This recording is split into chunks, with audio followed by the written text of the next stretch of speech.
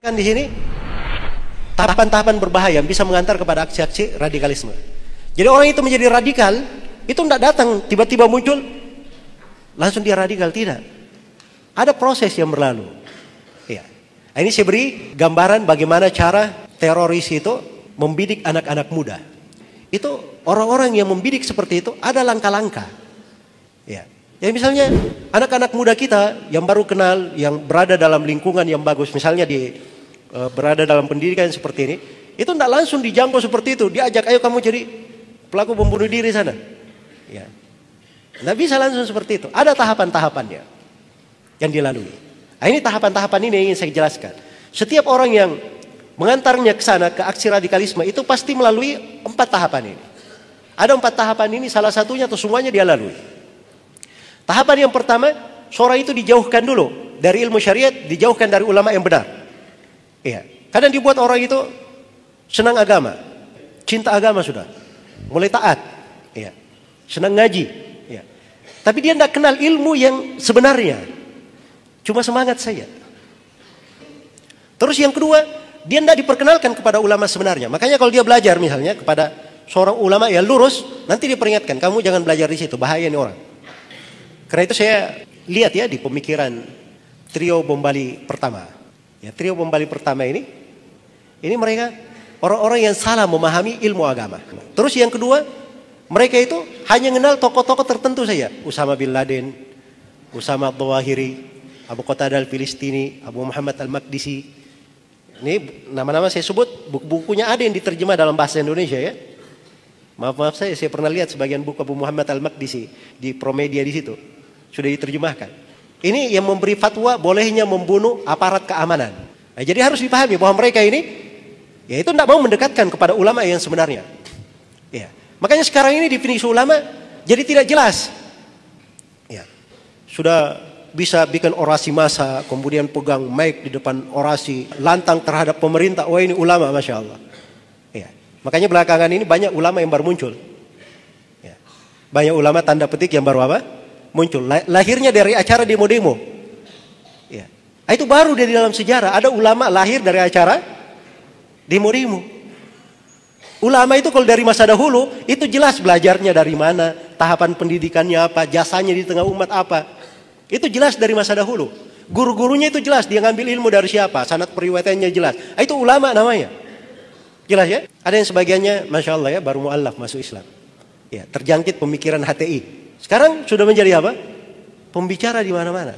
Kan ini kasihan yang seperti ini. Anak-anak muda kalau dengar orang-orang seperti ini berbahaya. Jadi kalau umat ini dibuat jauh dari ilmu syar'i, dibuat jauh dari ulama yang sebenarnya, akhirnya orang tidak tahu sudah ilmu agama, pegangan dada. Jadi gampang sekali diberi doktrin, diarahkan sana sini. Tapi kalau orang punya pemahaman yang benar, dia kenal ulama yang benar, ini diantara jalan dia bisa selamat. Jalan dia bisa selamat insyaallah ta'ala. Kemudian yang kedua, tahapan yang pasti dilalui juga oleh orang yang radikal, itu pasti benci kepada pemerintah. Dibuat benci kepada pemerintah. Jadi kalau ada orang, diisi ceramahnya, diisi pembahasannya, diisi kalimatnya, mau siapa saja, dia mengajak kepada benci kepada pemerintah, itu radikal itu. Itu ciri radikal. Apakah dia disebut ustadz, apakah disebut anggota dewan, atau disebut apa saja, yang penting dia mengajak untuk benci kepada pemerintah, itu ciri radikalisme. Jadi bukan masalah kecil. Karena kalau seorang itu sudah benci kepada pemerintah, dia akan melakukan apa saja. Ya, dan orang yang tulus tidak seperti itu. Orang yang tulus itu, kalau ada kesalahannya yang dia benci. Tapi dia menghendaki apa? Kebaikan untuk semuanya. Kemudian yang ketiga, ini doktrin-doktrin ideologi sesat. Kalau umat ini sudah jauh dari ilmu syariat, tidak ada ulama yang dia kenal, ulama yang sebenarnya dia kenal. Kemudian dia kerjanya benci kepada pemerintah. Itu seperti anak ayam kehilangan induknya. Dikasih iming-iming, ayo sini. Makan nih, makan. Giring sampai masuk di tempat yang diinginkan.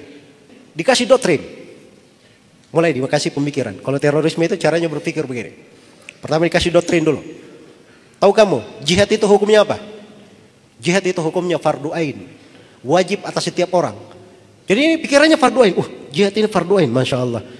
Kamu kalau tidak berjihad mati, kamu mati jahiliyah. Wih, gawat juga saya nih.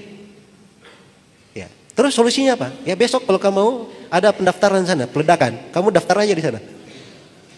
Nah, begitu caranya dia doktrin, masuk. Jelas ya? Perhatikan bagaimana doktrin dimasukkan, caranya seperti itu. Jadi buat dulu, ini pemerintah ini tidak beres, ini pemerintah ini nggak adil, banyak kebijakannya yang buruk, ini pemerintah ini jongos-jongosnya asing, pemerintah ini begini-begini, dibuat benci kepada pemerintah. Sudah penuh dengan kebencian, masukkan doktrin, jihad itu wajib, fardu ain. Belum lagi masuk doktrin pengafiran nanti. Nah, sudah gampang sekali dimarahkan. Mau diarahkan kemana saja gampang. Nah, begitu cara mereka. Makanya kita harus mengetahui tahapan-tahapan ini supaya terhindar darinya. Karena itu belajar itu mudah, belajar agama itu seperti yang saya terangkan tadi. Indah sekali agama itu, membawa kebaikan, banyak pintu ketaatan, pintu sorga. Tapi belajar dari orang yang benar. Dan saya tidak menasihatkan ya terlalu. Sekarang ini banyak viral, ustadz viral. Sebelumnya tidak pernah dikenal. Terkenalnya karena apa? Viral aja. Tapi fatwa-fatwanya masya Allah, fatwa nyeleneh. Ya, di Indonesia ini gampangan sekali semuanya. Ada yang mengangkat dirinya sebagai imam besar Indonesia. Itu bahasa berat. Kalau di Saudi Arabia, ada yang menganggap dirinya imam besar Saudi Arabia, selain daripada raja, itu sudah digantung itu besok di pengadilan. Sebab itu namanya memecah belah negara. Imam besar negara itu cuma kepala negara. Kalau mengatakan imam besar negara itu cuma satu, Bapak Presiden saja. Itu dihukum syariat. Ya. Ini hal-hal yang seperti masuknya dari mana? Itu doktrin. Dari ideologi yang menyimpang. Kemudian yang terakhir, dari tahapannya juga pasti akan memuji aksi-aksi radikalisme. Ya, jadi lihat saja kalau ada aksi radikalisme dia puji, dia kasih bagus. Nah, ini menunjukkan ini orang ada tahapan yang masuk di situ.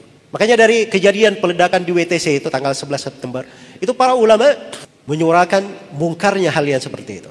Sebab itu tidak ada dalam syariat pembenaran. Yang melakukannya siapa? Kalau dia warga negara, berarti dia sudah membuat pengkhianatan yang besar. Kalau dia orang asing yang masuk ke dalam negara, maka namanya orang asing masuk kan ada stempel di bandara. Itu akad perjanjian untuk menjaga apa? Tidak berbuat keonaran. Ini dia meledakkan. Dia keliru di segala keadaan di hukum syariat. Karena itu dalam Islam hal itu adalah hal yang diharamkan, tidak diperbolehkan, diingkari oleh para ulama.